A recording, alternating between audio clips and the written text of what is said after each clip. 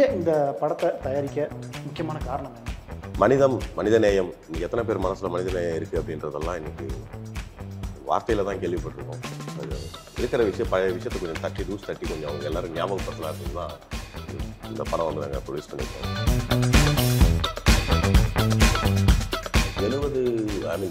100% வந்து புதுவை கலைஞர்களை மட்டுமே இந்த படத்தை வந்து நம்ம புதுமுக நடிகர்கள் தான் மோஸ்ட்லி எல்லாரும் 99% நான் மட்டும்தான் நீங்கள் மட்டும் தான் தெரிஞ்ச முகம் இல்லையா? பட் ஆனால் நான் கம்போஸ் பண்ணது எல்லாமே பாண்டிச்சேரி போயிட்டு தேரிக்காரை எல்லாமே பண்ணது. ஏன்னா அங்கேயும் நல்ல மியூசிக் டைரக்டர் இருக்காங்க. நீங்கள் ஆசைப்பட்ட ஒரு பொருள் கிடைக்கல, ஒரு பர்சன் கூட கிடைக்கல, மிஸ் பண்ணுறீங்க ரொம்ப. அவர் இறந்துட்டாருன்னு தகவல் வருது. இப்போ உங்கள் ரியாக்ஷன் எப்படி இருக்கும்?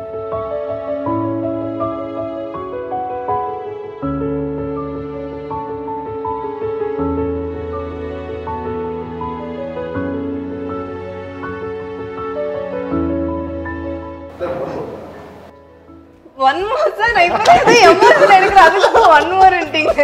எனக்கு தெரியும் வந்துச்சு சார். பெரிய படங்களுக்குமே கூட சில படங்களுக்கு தியேட்டர் பக்கம் ஆடியன்ஸ் வர மாட்டாங்க. படம் ஓடிடி வர பிறகு பார்த்துக்கலாம் அப்படின்ற ஒரு ஆடியன்ஸும் இருக்காங்க. அவங்களுக்கு என்ன சொல்லுவாங்க? ஒரு படம் ரிலீஸ் ஆன உடனே பார்த்தீங்கன்னா கள்ள சந்தையில் விடுற மாதிரி எடுத்து விட்டுடுறாங்க. அவங்க மக்கள் வந்து பார்த்துடுறாங்க. ஆனால் அவர் ப்ரொடியூசருக்கு தான் தெரியும் எவ்வளோ கஷ்டப்பட்டு இந்த படத்தை எடுக்கிறது. அந்த டைரக்டருக்கு தெரியும் உள்ள எவ்வளோ டெக்னீஷியன்ஸ் வந்து வேலை செஞ்சுருப்பாங்க, அவங்களுடைய எத்தனை பேருடைய உழைப்பு. One India Tamil Filmibeat நேயர்கள் அனைவருக்கும் வணக்கம். நான் உங்கள் ரஞ்சித் கண்ணன். ஸோ இந்த வாரம், அதாவது மார்ச் 7ஆம் தேதி மனிதம் அப்படின்ற படம் வந்து ரிலீஸ் ஆக போகுது. ஸோ அந்த படத்தினுடைய தயாரிப்பாளர், ஹீரோ, ஹீரோயின் மற்றும் நம்ம எல்லாருக்குமே பிடிச்ச ஆல் டைம் இசையமைப்பாளர் ஸ்ரீகாந்த் தேவா நம்மளோட இருக்காங்க. ஸோ அவங்ககிட்ட இந்த படம் பற்றி நம்ம நிறைய விஷயங்கள் கேட்டு தெரிஞ்சுக்கலாம். வணக்கம் 3 பேர். ஐயோ ரஞ்சித் ப்ரோ, எப்படி இருக்கீங்க? நல்லா இருக்கேன். எப்படி இருக்கீங்க? வெற்றி நல்லா இருக்கும். எப்படி இருக்கீங்க நீங்கள்? ரொம்ப அமைதியாக இருக்கீங்களே. அமைதிதான். அப்படியா? நம்பலாமா அதை? அவங்களே கேளுக்கு நம்பலாமா, நீ என்ன பார்த்து கேட்டு நான் என்ன பண்ணுவேன்? ஃபர்ஸ்ட் கேள்வியே லாக் பண்ணுறதா தரோம். சரி, ஓகே. நிறைய விஷயங்கள் பேசலாம். முதல்ல மனிதம். ஏன்னா தமிழ் சினிமாவில் இந்த மனிதம், அதாவது இந்த மாதிரியான கான்செப்ட் வச்சு நம்ம நிறைய படங்கள் நாம் பார்த்துருப்போம். இன்றைக்கி சொசைட்டிலையும் இந்த மாதிரியான படங்கள் ரொம்பவும் தேவையாக இருக்குது. ஏன்னா ஒரு பக்கம் போர், மத சண்டை, தாய் சண்டை, ஏகப்பட்ட விஷயங்கள் போயிட்டுருக்கு. நீங்கள் இந்த படத்தை தயாரிக்க முக்கியமான காரணம் என்ன? கண்டிப்பாக நல்ல கேள்வி கேட்டிருக்கீங்க. இந்த மனிதம் அப்படிங்கிற படம் தயாரிக்கிறதுக்கான நேரம் இது. அதாவது இது பார்த்தீங்கன்னா எதுவுமே வந்து நம்ம நினைக்கிற விஷயங்கள் நடக்கிறதில்ல. ஆல்ரெடி எல்லாமே டிசைனில் எழுதுன்றது தான் நடக்கும். ஸோ அந்த இதில் வந்து நம்ம ட்ராவல் பண்ணிட்டு போகணும். மனிதம், மனிதநேயம், இன்றைக்கி எத்தனை பேர் மனசில் மனிதநேயம் இருக்குது அப்படின்றதெல்லாம் இன்றைக்கி வார்த்தையில் தான் கேள்விப்பட்டிருக்கோம். ஸோ அது இருக்கிற விஷயம், பழைய விஷயத்தை கொஞ்சம் தட்டி கொஞ்சம் அவங்க எல்லாரும் ஞாபகப்படுத்தலான்றது தான் இந்த படம் வந்து நாங்கள் ப்ரொடியூஸ் பண்ணியிருக்கோம். மனிதாபிமானம், ஒருத்தவங்க எல்லாரும் அவங்கவுங்க மேலே வந்து மற்றவங்க மேலே வந்து பாசம் காமிக்கிறதுல இருந்து நமக்காக வாழாமல் மற்றவங்களுக்காக வாழணுன்ற ஒரு எண்ணம் வந்து எல்லாருடைய மனசுலையும் வந்து இருக்கிறத திரும்ப நம்ம வந்து ஞாபகப்படுத்திக்கலாம். ஸோ அதுக்கான உருவானது தான் இந்த மனிதம். இந்த படம் வந்து பார்த்திங்கன்னா மிஸ்டர் ப்ரூனோ சாவியோ டைரக்டர், அவர் வந்து தான் இந்த படத்தை இயக்கியிருக்காரு. ப்ரூனோ சாவியோ வந்து பார்த்திங்கன்னா கிட்டத்தட்ட ஒரு 35 வருஷமாக வந்து அநாத ஆசிரமம் வந்து ஜாலி ஹோம்ஸ் அப்படின்னு பாண்டிச்சேரியில் வந்து வச்சு பண்ணியிருக்காரு. குறைஞ்ச ஒரு 250-300 குழந்தைங்களை வந்து இது வரைக்கும் அவர் வளர்த்துருக்காரு. அந்த குழந்தைங்களுடைய வாழ்க்கை தரங்கள்லாம் மாறி இருக்கு. நர்ஸ் ஆக்கியிருக்காங்க, ஒருத்தவங்க போலீஸுக்கு போயிருக்காங்க, நிறைய குழந்தைங்க கல்யாணம் பண்ணி கொடுத்துருக்காங்க. இந்த நரிக்குறவ சமுதாயம் அதில் இருந்து நிறைய பேரெல்லாம் அவங்க லைஃப் எல்லாமே மாற்றிருக்காரு. ஸோ அந்த மாதிரி இருக்கிறப்ப அந்த குழந்தைங்களுக்காகவே தான் வாழ்க்கையை வந்து இத்தனை வருஷமாக அர்ப்பணிச்சார் அவர். அவர் ஆசிரமத்தில் போயிட்டு நாங்கள் குழந்தைங்களெல்லாம் போய் பார்க்க போகிறப்ப அந்த குழந்தைங்களுடைய அளவற்ற பாசம் அதெல்லாம் நம்ம மனசை வந்து பயங்கரமாக சந்தோஷப்படுத்துச்சு. இவ்வளோ இந்த மனுஷன் வந்து இந்த குழந்தைங்க மேலே அவ்வளோ பாசமாக இருக்காரு, இவ்வளோ நல்லது செய்கிறாரு அப்படின்னு அதை பார்த்து வியந்து போன ஒரு சமயம் அது. அப்போது இவ்வளோ தான் பண்ணீங்க, உங்களுக்குன்னு எதுவும் ஆசை இல்லையா பிரதர் அப்படின்னு கேட்குறப்ப, எனக்கெல்லாம் என்னங்க ஆசை, எனக்கு என்னுடைய சொத்தே இந்த குழந்தைங்க தான், இந்த பிள்ளைங்களுக்கு நான் ஏதாவது பண்ணணும் அப்படிங்கிற மாதிரி தான் அவர் பேசிகிட்டு இருந்தேன். அப்போ கேட்குறப்ப சொன்னார், எனக்கும் ஒரு 10-15 வருஷமாக ஒரு கதையை நான் சுமந்துட்டு இருக்கேன், சின்ன ஒரு விஷயம். பட் என்னுடைய சூழ்நிலை என்னால் இப்போ வந்து இந்த மாதிரி பண்ண முடியாது, குழந்தைங்களை நான் பார்க்கணும் அப்படிங்கிற மாதிரி. நான் என்ன சொன்னேன், சரி நீங்கள் பண்ணுங்கள், என்னால் மட்டும் சப்போர்ட் நான் பண்ணுறேன் அப்படின்னு சொல்லிட்டு ஆரம்பிச்சது தான் அந்த மனிதம். ஸோ இப்படிதான் படம் ஆரம்பிச்சது. மனிதம் தான் ஆரம்பிச்சு இன்னைக்கு நல்லபடியாக படம் வந்திருக்கு. இதில் 100% வந்து புதுவை கலைஞர்களை வச்சு மட்டுமே இந்த படத்தை வந்து நம்ம புதுமுக நடிகர்கள் தான் மோஸ்ட்லி எல்லாரும். 99% சொல்லலாம். 99 நான் மட்டும்தான் நீங்கள் மட்டும் தான் தெரிஞ்ச முகம் இல்லையா? பட் ஆனால் நான் கம்போஸ் பண்ணது எல்லாமே பாண்டிச்சேரி போயிட்டு தேரிக்காரை எல்லாமே பண்ணது. ஏன்னா அங்கேயும் நல்ல மியூசிக் டைரக்டர் இருக்காங்க. பட் சார் நாங்கள் ரொம்ப நண்பர்கள் ஆக்சுவலாக. சார் நீங்கள் பண்ணோம் சார்னு சொல்லி ரொம்ப சாரோட ப்ராஜெக்டை ரொம்ப பண்ணியிருக்கேன். ஸோ அது அடிப்படையில் நாங்கள் அப்படியே சேர்ந்து இந்த படமும் பண்ணோம். அதனால் வந்து ஒரு ஸ்பெஷல், ரொம்ப வெரி வெரி ஸ்பெஷல். இது எந்த ஊர்லேயுமே நடக்காத ஒரு விஷயம் ஆக்சுவலாக, எந்த படத்துலையுமே நடக்காத விஷயம். 99% நான் சொல்கிறது ஹீரோ ஹீரோயின் தான், அவங்களும் டைரக்டர், எடிட்டர், கேமராமேன் சார், கோ டெக்னீஷியன் எல்லாருமே பாண்டிச்சேரி தான். ஆமாம். பட் எங்களுக்கு டவுட் வந்துச்சு, ஏன்னா ஸ்ரீகாந்த் தேவா ஒரு ப்ராஜெக்டில் கமிட் பண்ணுறாரு அப்படின்னா காரணம்லாம் பண்ண மாட்டார். இந்த கதையில் ஏதாவது விஷயம் பிடிச்சி போயிருக்கும். அப்படி நீங்கள் அட்ராக்ட் ஆன விஷயம் என்னது இந்த கதையில்? இந்த கதை உண்மையாகவே வந்து நம்மளுக்கு உண்மையாகவே படம் பார்க்கும்போது உங்களுக்கும் ஒரு பயம் வரும். எப்படி வேணா மேக்ஸிமம் வந்து நான் நைட்டில் தான் ஒர்க் பண்ணுவேன். ஏன்னா ஜஸ்ட்டு ஆப்போசிட் தான் வீட்டு எதுக்கு நம்ம ஸ்டுடியோ. ஆமாம். பட் இந்த படம் நைட்டு ஒர்க் பண்ண கொஞ்சம் ரொம்ப பயமாக இருந்தது. படத்தில் பேய் அது மாதிரிலாம் கிடையாது ஆக்சுவலாக. அந்த மெசேஜ் நம்ம ஓடிட்டே இருக்கோம். இன்றைக்கி நாளைக்கு என்ன பண்ணலாம், நாளைக்கு அங்கே போயிடலாம், நாளைக்கு சிங்கப்பூரில் ஷோ இருக்குது அங்கே போயிடலாம், அமெரிக்காவில் லண்டன் ஓடிட்டே. எதுக்கு ஓடுறோன்னா பசங்களை நல்லா வளர்க்கணும், நல்ல பெரிய இடத்துல காலேஜ் ஸ்கூல் சேர்க்கணும், ஒய்ஃபுக்கு வந்து நல்ல ஒரு இது பண்ணணும், அது அப்பா அம்மாவுக்கு இந்த ஓடிட்டே இருக்கும்போது இந்த படம் பார்த்தா ஏன் நின்று பேசுங்க, குழந்தைகிட்ட பாசம் காட்டுங்க, ஒய்ஃப் கிட்ட நிதானமாக பேசுங்க, அப்பா அம்மா கிட்ட டைம் ஸ்பெண்ட் பண்ணுங்க என்ற ஒரு மெசேஜ் இந்த படத்தில் இருக்கு. ஸோ நானே ஃபீல் பண்ணிட்டு ஆமாம்ல ரொம்ப ஓடிட்டே இருக்கும். அது ஒரு பெரிய ஒரு மெசேஜ் இந்த படத்தில் இருக்குது. கதை ஒன்லைன் சொல்லும் போதே நான் வந்து சார் பண்ணுறேன் சார், இந்த படம் நான் பண்ணுறேன் சார் சொல்லிட்டு சார் சொன்னார். பட் ரொம்ப குத்துப்பாட்டு அப்படிலாம் இருக்காது சார், குத்துப்பாட்டுலாம் விடுங்க சார், நம்ம சூப்பராக பண்ணி தரேன்ற மாதிரி பண்ணி இப்போது நல்ல ஒரு அழகான ஒரு பேர் வாங்கியிருக்கு இந்த படம். Super super. இந்த படத்தினுடைய ஹீரோயின் நீங்கள் தான். ஸோ முதல் படமாக உங்களுக்கு பாடி கேட்டது இல்லையா? ஐயோ இல்லையே, எனக்கு பாட்டே வராது. மியூசிக் டேரக்டர் சொன்னால் பாடி தாங்க ஆகணும்.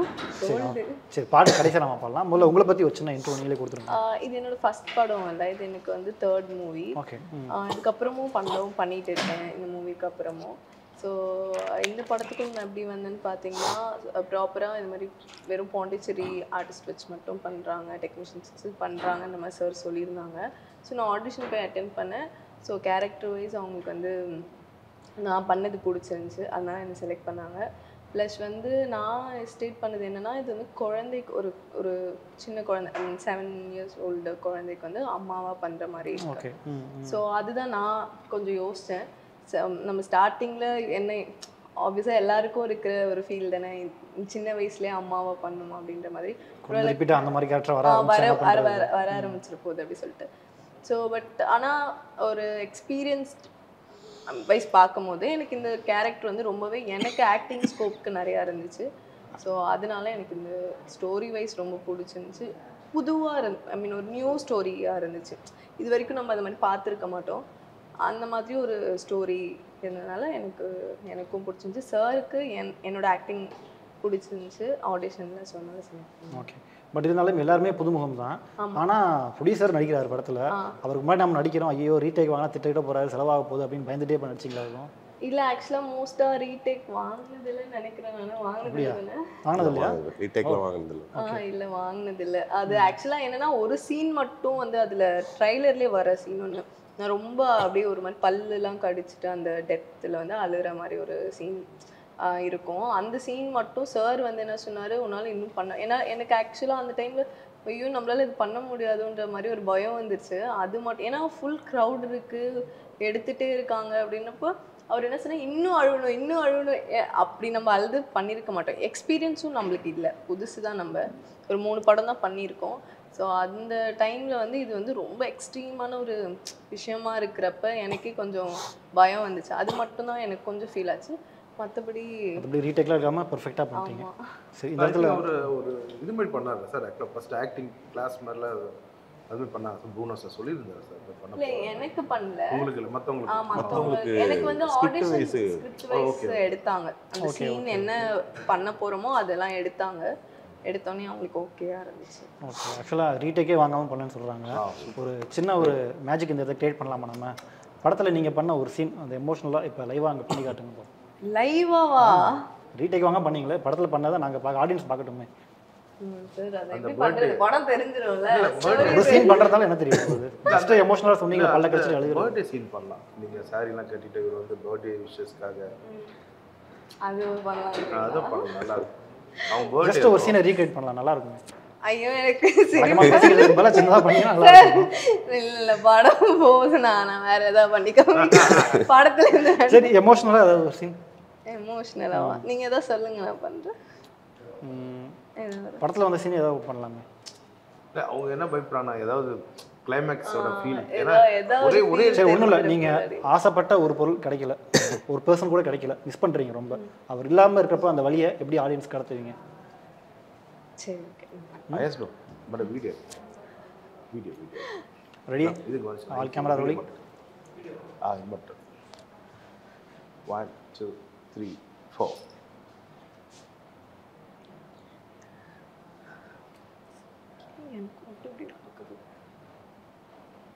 எனக்கு அவனுக்கு பிடிச்சிருக்கா இல்லை அவனுக்கு என்ன பிடிச்சிருக்கானே எனக்கு தெரியலையே. மிஸ் பண்ணுறேன், பார்க்கணும்னு தோணுது.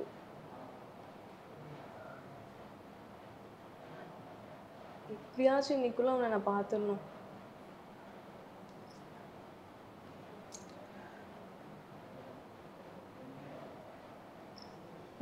எனக்கு சொன்னீங்களா இறந்துட்டாருன்னு தகவல் வருது, இப்போ எப்படி ஆக்ட் பண்ணுவீங்க? இப்போ சொன்னீங்களா மிஸ் பண்ண பார்க்கணும்னு தோணுது, அவர் இறந்துட்டாருன்னு தகவல் வருது, இப்போ உங்கள் ரியாக்ஷன் எப்படி இருக்கும்? ப்ரோ இன்னும் முடியல ப்ரோ. ஒரு நிமிஷம். ரெடி 1 சார் 1 மோர். 1 மோர் சார், நான் இப்போ எமோஷனல் இருக்கிற அதுக்கு 1 மோர்ன்றீங்க. சரி, 1 மோர் ட்ரை பண்ணலாம்.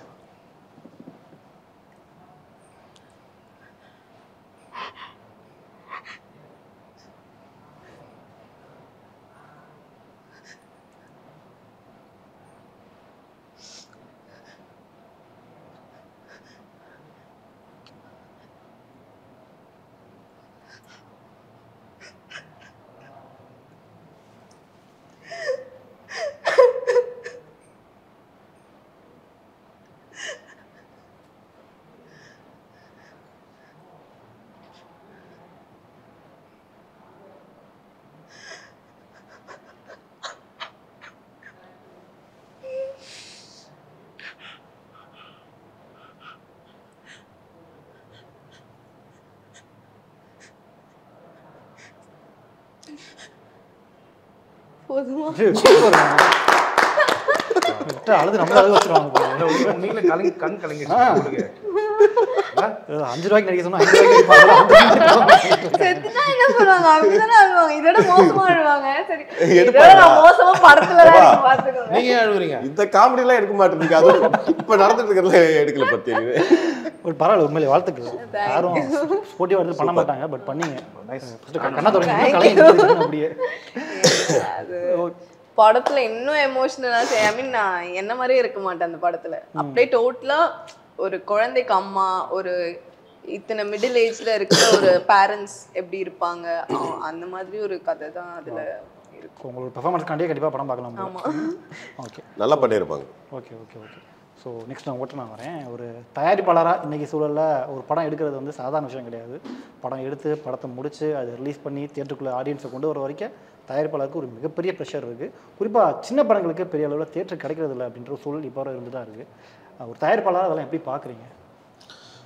இதுதான் வந்து இருக்கிற பெரிய பிரச்சனை. இது நீங்கள் சொல்கிற விஷயம் தான். சின்ன படங்கள் வந்து தேட்டர் கிடைக்கிறது அப்படின்னா யூஸ்வலாக பொதுவாக இது எல்லாருக்குமே இருக்குதுன்னா ஒரு ஃபெமிலியரான ஃபேஸை பார்த்து அந்த ஒரு கிரேஸ் ஏற்பட்டு தான் எல்லோரும் தேட்டருக்கு போய் படம் பார்க்கணும். சின்ன படம் ஐ மீன் ஃபேஸ் தெரியாதவங்க இருந்தாங்கன்னா யாரும் மக்களே வந்து யாரும் போய் பார்க்கறது கிடையாது. இப்போ அப்போ தேட்டர் ஏன் கிடைக்கலன்னா தேட்டர் ஓனர்ஸ் வந்து என்ன பண்ணுவாங்க, அவங்களுக்கு ஏதாவது டிக்கெட் புக் ஆகணும், அவங்களுடைய செலவுகள் எல்லாமே இருக்குது, அவங்களுடைய அந்த ஸ்நாக்ஸ் அந்த ஐட்டம்ஸ்லாம் எல்லாம் வைக்கிறாங்க, எல்லாத்துக்குமே வந்து அவங்க இன்வெஸ்ட் பண்ணுறாங்க. அப்போது சின்ன படங்களுக்கு ஏன் கிடைக்கல, ஐ மீன் தேட்டர் கிடைக்கல அப்படின்றதுக்கான காரணம் மக்கள் வந்து போயிட்டு ஏறி பார்க்கணும். இந்த படம் வந்து பெரிய படம் அப்படின்னு அவங்க நினைக்கிறாங்க. ரொம்ப பெரிய படம் வந்து பார்த்தீங்கன்னா ஒரு எதிர்பார்ப்போட போகிறாங்க. அங்கே போனால் ஒரு சிலது படம் வந்து ஒரு எதிர்பார்ப்பு இல்லைன்ட்டு. பட் சின்ன படங்கள் வந்து பார்த்தீங்கன்னா ஒரு வந்தது கூட தெரியாது, போனது தெரியாது. ஆனால் அதுக்கு ரொம்ப லேட்டாக இந்த படத்தை நம்ம மிஸ் பண்ணிட்டோமே. சின்ன படத்தில் நிறைய கண்டென்ட் இருக்குது. அப்போ மக்கள் என்னன்னா அவங்க தான் கொஞ்சம் முன் வரணும். முன் வந்து பண்ணாதான். ஏன்னா ஃபேஸ் வந்து ஃபெமிலியர் ஃபேஸ்ன்றது ஆரம்பத்தில் எல்லாருமே டெபியூட்டாக தான் வருவாங்க. அவங்களுக்கு ஒரு வாய்ப்பை கொடுத்தா தானே வந்து அடுத்தடுத்து அவங்களுடைய திறமையை வந்து காமிக்க முடியும். அப்போ தான் வந்து அவங்க ஃபெமிலியராகவே ஆக முடியும். ஸோ அதனால் இது நான் மக்கள்கிட்ட நான் ரெக்வஸ்ட்டாக கேட்கறதுனால சின்ன படங்களுக்கு ஆதரவு கொடுங்க அப்படின்னு. அவங்க ஆதரவு கொடுக்க ஆரம்பிச்சா தேட்டர்ஸ்லாம் கண்டிப்பாக கிடைக்கும். ஸோ அதில் எல்லாருக்குமே வந்து வாய்ப்புகள், ஏன்னா ஒரு நல்ல வாய்ப்பு இருக்கிற ஒரு இண்டஸ்ட்ரி இது. ஓகே, அது இதுக்கப்புறம் என்ன சொல்கிறது, மக்கள் தான் அதை பார்க்கணும். ஓகே. பட் இருந்தாலுமே இப்போ பெரிய படங்களுக்குமே கூட சில படங்களுக்கு தேட்டர் பக்கம் ஆடியன்ஸ் வர மாட்டாங்க, படம் ஓடிடி வர பிறகு பார்த்துக்கலாம் அப்படின்ற ஒரு ஆடியன்ஸும் இருக்காங்க. அவங்களுக்கு என்ன சொல்ல நினைக்கிறீங்க?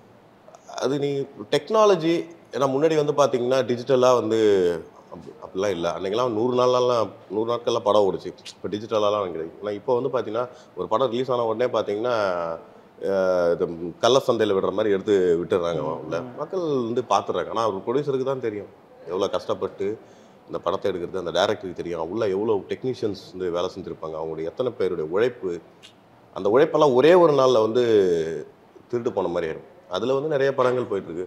பட் இந்த மனிதம் படத்தில் வந்து நாங்கள் வந்து முதல்ல எதிர்பார்ப்பு கிடையாது. ஏன்னா எதிர்பார்ப்பு இருந்தால் ஏமாற்றம் வந்து வரும் அப்படிங்கிறத நாங்கள் நம்புகிறோம். எதிர்பார்ப்பு இல்லாமல் நம்முடைய கடமையை செய்வோம். மேலே இருக்கிற கடவுள் வந்து பார்த்துமா எது நடக்கணும்னு இருக்கோ அது கண்டிப்பாக நடந்தே தீரும். முயற்சி எடுத்திருக்கோம். மக்கள் வந்து அதை வந்து அவங்க பார்த்துட்டு அது அவங்க ரிசல்ட்டு கொடுக்கட்டும். நாங்கள் வந்து ஒரு பெரிய படம் எடுத்துகிட்டு ஆஹா ஓஹோ அப்படின்லாம் நாங்கள் எதுவுமே நாங்கள் பேச வரல. ஏதோ எங்கள் டேரக்டருக்கு தெரிஞ்சது அவர் ஒரு விஷயம் பண்ணியிருக்காரு, நாங்கள் எல்லாம் அதுக்கு சப்போர்ட் பண்ணியிருக்கோம். இது ஒரு கூட்டு முயற்சி தான். ஸோ இதுக்கப்புறம் வந்து ஸ்க்ரீனில் வரப்போ தெரியும். எக்ஸ்பெக்டேஷன் இல்லாமல் இருக்கிறதுனால வந்தால் ஓகே, வரலன்னா ரொம்ப ஓகே அப்படின்னு எடுத்துகிட்டு டேக் இட் ஈஸின்னு எடுத்துகிட்டு போயிட்டே இருக்கும். இதில் நாங்கள் என்ன ஒரு விஷயம் பண்ணியிருக்கோன்னா, ஒரு 70% வர கலெக்ஷனில் வந்து 70% ஃபண்ட் வந்து ஆதரவற்ற குழந்தைங்க, சிங்கிள் பேரண்ட் சைல்டு, அதாவது வறுமை கோட்டுக்கு கீழே இருக்கிறவங்க அப்படிங்கிற அந்த குழந்தைங்களுக்கு கல்விக்கு வந்து நாங்கள் 70% வந்து நாங்கள் ஒதுக்கியிருக்கோம். படத்துடைய வசூல்லேருந்து வசூல்லேருந்து ப்ராஃபிட் அப்படின்னா எங்களுடைய வசூல்லேருந்து நம்ம அந்த விஷயத்தை வந்து கொடுக்குறோம்.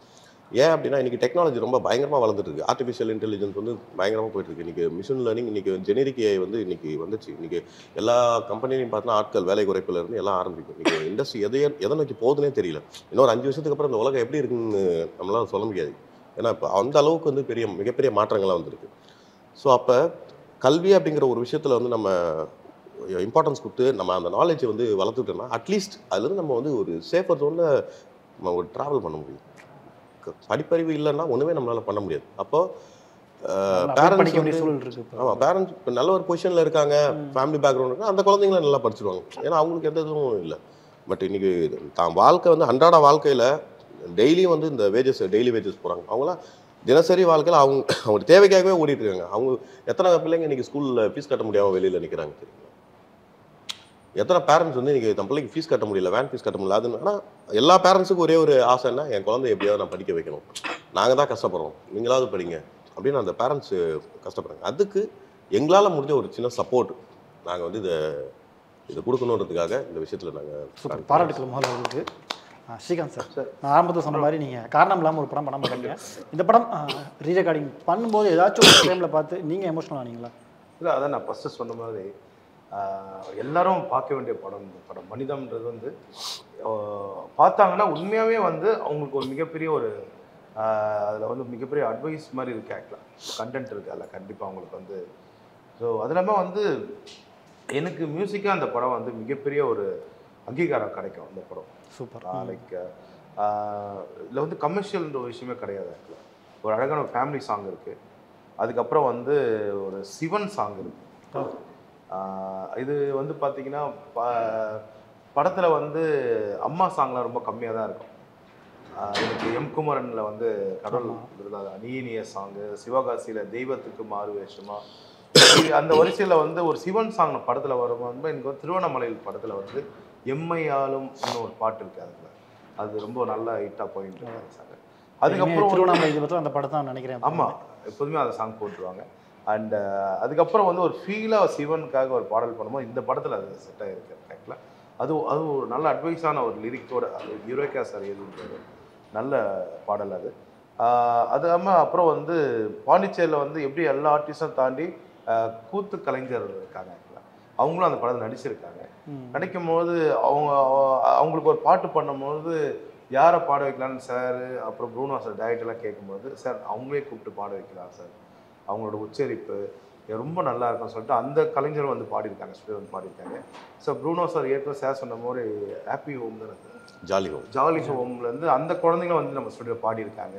ஸோ ஒரு சாங்கே வந்து ஒரு அது எவ்வளோ நம்ம கமர்ஷியல் பண்ணாலும் நம்ம மனசுக்குன்னு ஒரு சாங் பண்ணுவோம்ல, அது மாதிரி சாங் இந்த படத்தில் சாங்காகவும் சரி ரீரிகார்டிங்கும் இந்த படத்தில் சூப்பராக வந்திருக்கு, இந்த ஃபீலோடு வந்திருக்கு. சூப்பர். நம்ம இசையை பற்றி பேசிகிட்டு இருக்க இந்த நேரத்தில் வந்து இசைஞானி இளையராஜா அவர்கள் சிம்பொனி நிகழ்ச்சிக்காக லண்டன் கிளம்பி போயிருக்காரு. ஸோ அவர் பற்றியும் இந்த நிகழ்ச்சி பற்றி நீங்கள் என்ன நினைக்கிறீங்க? அவரோட பாதையில் தான் நாங்கள்லாம் போயிருக்கோம். அவர் அழகான பாதை வந்து உலகத்தில் எல்லாமே ஈஸி அதுன்னு சொல்லிட்டு அவர் அழகான வழி காட்டிகிட்டு இருக்காரு. இன்ன வரைக்குமே நாங்கள் எல்லாருமே வந்து அவர் பாதையில் தான் போயிட்டு இருக்கோம். சிம்பொனி பண்ணுறதெல்லாம் வந்து ஒரு ஒரு பெரிய விஷயம். அதாவது அதெல்லாம் எட்டியே பார்க்க முடியாது. அதை வந்து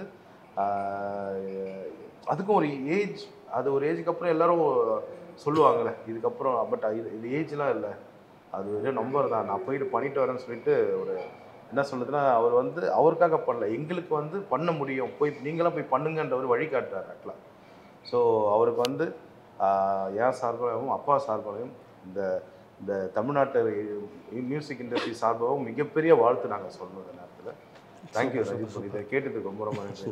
ஸோ நம்ம நிறைய விஷயங்கள் பேசியாச்சு. சின்னதாக ஒரு கேம் செக்மெண்ட் போகலாமா?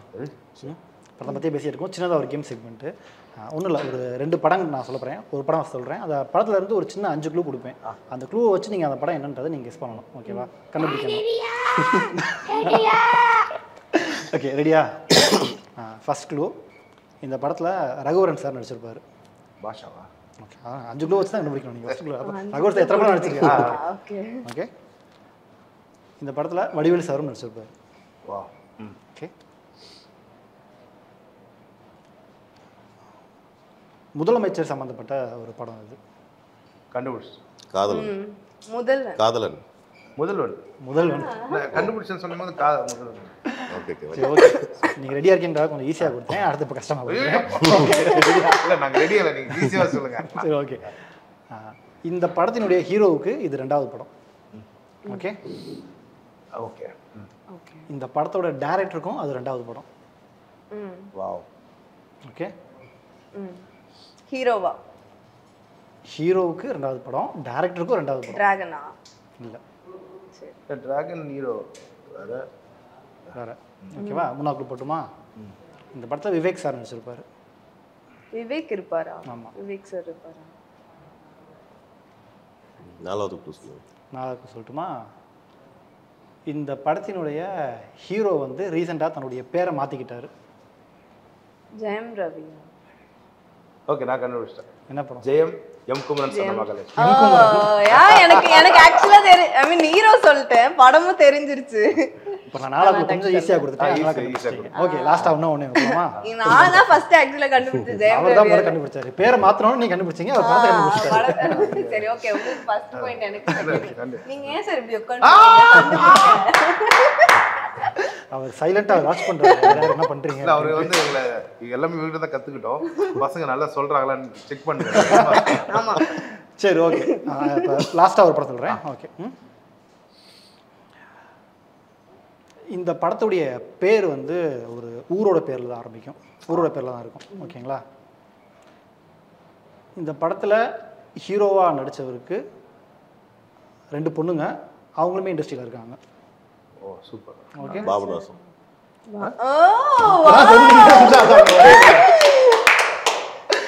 பரவாயில்ல, ரெடியாக இருந்திருக்காரு. வேற மாதிரி சார். பாபநாசம். பாபநாசம் அவருக்கு வெறி ஆயிடுச்சு. என்ன கலர் நான் கண்டுபிடிச்சே ஆகணும்.